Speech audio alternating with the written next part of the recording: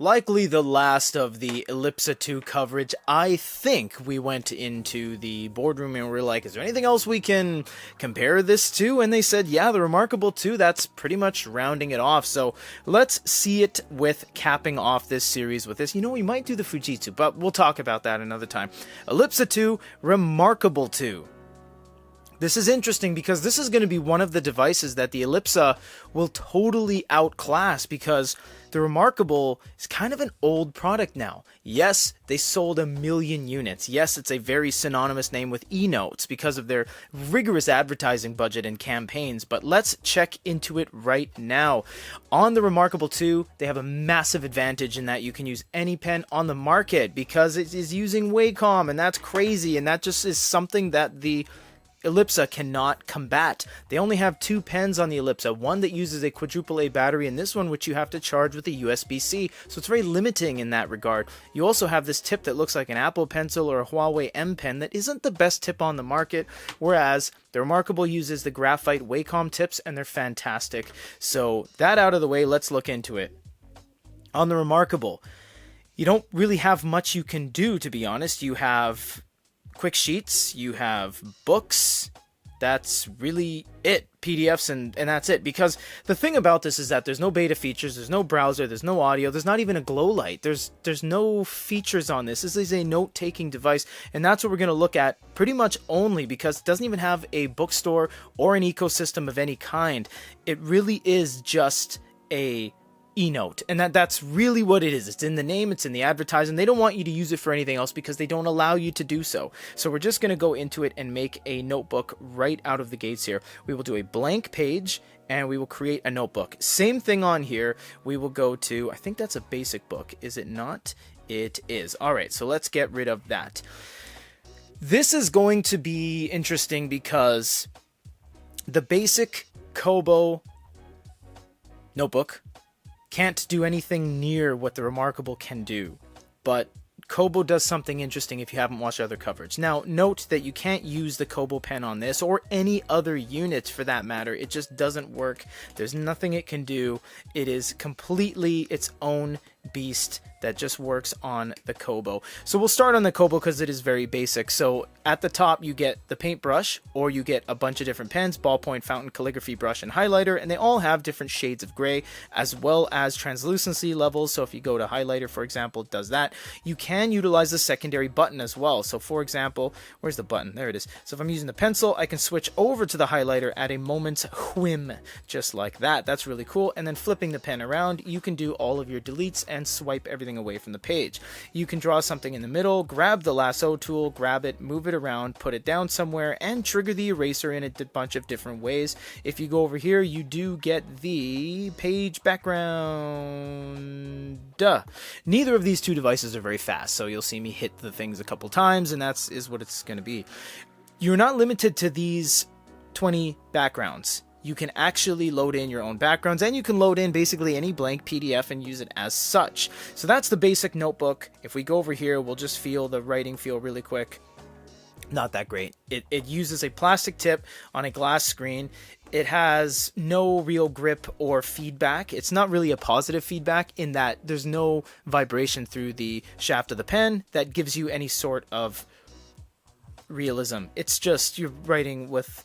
You might as well have left the cap on the marker and you're drawing on your window. It just doesn't feel that great. It's fast, and it's worlds faster and more real world usable than the first gen. The first gen, slow. The second gen, fast. It's quite nice. And I'm just scribbling to show you guys the latency, no more than I am that bad. I'm not that bad at writing. I'm just speeding on through it. Now we're going to take a break from this, move over to the Remarkable, and we'll tell you why. Because the Remarkable has too many damn features. You got a lot of pens: ballpoint, fine liner, marker, pencil, mechanical pencil, paintbrush, highlighter, calligraphy pen. And look at this. On the pencil, you can actually dust the page and tilt, and it works on any pen you're going to use. You can dust the page much like you would do on a piece of paper. Now, they said that this is the only device in the world that feels like paper. It's better than the Kobo, but it's nowhere near the best feeling devices. It's outside of the top 3 for sure. This does feel good, but it's not the best. So despite their 8K, 4K advertising aside, Remarkable does not have the best screen feel, although it is quite nice. We can go over to Eraser and do Erase All, Erasing Selector, and if you have an eraser at the back of your pen, you can use that. You also have line thicknesses, although it does have pressure sensitivity. Wrong one. I can't get pressure sensitivity with the fine line, or you need to go with a paintbrush. You can see you can make these hair lines, or you can make these thicker lines like that, and you can hold it longer and it bleeds more. Very high quality stuff, so no quarrels or qualms with that. We're going to go to the text input. So if you go text input, you can say Peter, and you can alternate between Wacom and capacitive, say OK, and then there it is on the page. Now you can use the keyboard that they just came out with and continue writing along, so that's very nice. There's no problems with that, and you can make edits to it while it's on the page. You do have this as well, which is a selector tool. You'll go like that. You'll grab it, you can move it around, you can increase it, etc. You can do whatever you want, you go back. Now, something that Kobo can't do is layers, and this is great. This is something Remarkable basically started. I think you can do 6 layers plus template layer. Yeah, so you do 5 layers total. And what that means is that if I choose layer 2, and I choose a highlighter, and I highlight over that, and I decide I want to erase that, erase what I just did, it's not going to affect the base layer because the base layer is down here, layer 1 or template layer. So it's actually not going to be affected. So I can X all those out like so and get down to my base layer, at which point I can actually change the base layer and change the template. I have a bunch of different templates I can choose from. As you see, I accidentally touched something, so that's not the Remarkable's fault. You get landscape and portrait. You get a bunch you can do. It's very high quality stuff. The Remarkable is, if you don't care about the fact that it doesn't have a glow light and you can't check your emails and you are very limited in that you don't have TTS or audio or apps or anything like that, it is a good unit. It definitely does. Now, there is a problem, is that you have to subscribe and pay a monthly fee in order to use this unit to its full extent. So to do things like send by email, cloud storage, convert notes to text, you actually can't do it without a Connect plan, in which case you are billed monthly in order to use it. At the very bottom you have set to landscape, notebook settings, which is just some settings, and add pages. You can also do a bunch of different things like double tap with 2 fingers to go back, 3 fingers to go forward, etc. It's got a lot of cool gesture support as well. And again, the writing feel is kind of mid-range, I would say. Not plasticky like this, but not Fujitsu Quaderno level. Now, the reason we took a break from this for a second is because this actually has 2 notebooks, and this is the only device of its kind to do that. Advanced is mental. I cannot believe how much stuff is in here. Now, you might be thinking, I'm just going to write on the page. It's actually going to prevent you from doing that because you have to write within the confines of these lines. So, for example, if I say, "Hey, Peter," I don't write very well, might not do it, and I double tap that, it did do it. I'm going to convert it to text, and you can do that with any horizontal section, and then you can see you can change it to that kind of text you can keep editing it on. Now you might say, well, how do I draw? What you would do is scroll down your canvas and insert a drawing. Here, in line, you can write from corner to corner, edge to edge, to do your drawings like that, and it exists within this range, and the things that you did above are still there. It's all still there.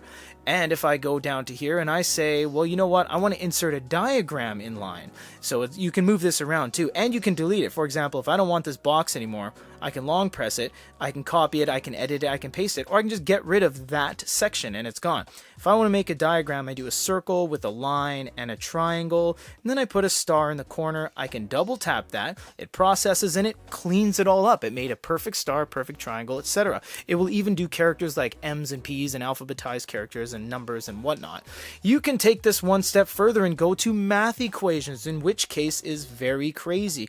You can go 2 times 2, bracket 4 divided by 1 over 2, and bracket equals, double tap, and then boom, you get your answer, which is absolutely crazy. We do understand, we saw some YouTube comments when we came into work, someone says, hey, you know those math equations, there was some brainiac that said you were wrong. It wasn't that I was wrong, it's just that they said that Kobo's wrong. I cannot advocate for how accurate it's going to be.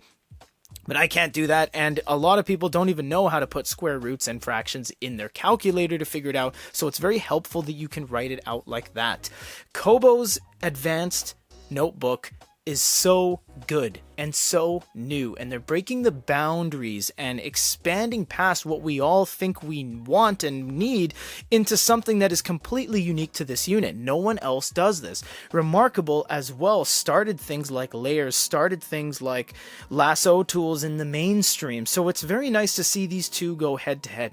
Now in terms of features, again, there's nothing else you can do on a Remarkable, so that's completely gone. But on the Kobo, you do get a lot of things. You get Dropbox integration, Google Drive integration, articles from Pocket, and you can go to beta features, in which case you get several games, you get a web browser, you can check your email, you can go on Facebook and Instagram and Snapchat and all that. As long as they have a homepage M.dot site or a desktop site, you can go to it and browse anywhere you want. So this is a little more open source and allows you to do anything you want with it, whereas the Remarkable, you have to pay monthly to get minimal features out of it. You don't even get a pen with the unit when you buy it. You have to choose a pen. If you forget to choose one, you don't get a pen. And they have a keyboard case that's a little bit on the expensive side. It's $200 USD, which is more than half of the cost of the actual unit. So there's a lot of cons in the Remarkables space now that time has progressed. When it came out, it was top of the clock, but now it's a little bit long in the tooth and it's a little bit played out. These kind of hurdles and red tape you got to go over just to use something that is so underperforming compared to everything else. And it can be argued that the Elipsa inherently is very underperforming, but it still outclasses the Remarkable by a large margin in the current meta. This is everything you need to know about the Remarkable 2 versus the Elipsa Deuce. And if you guys have any questions, comments, or concerns, thanks for watching, honestly, and leave them down below. Till the next one, guys.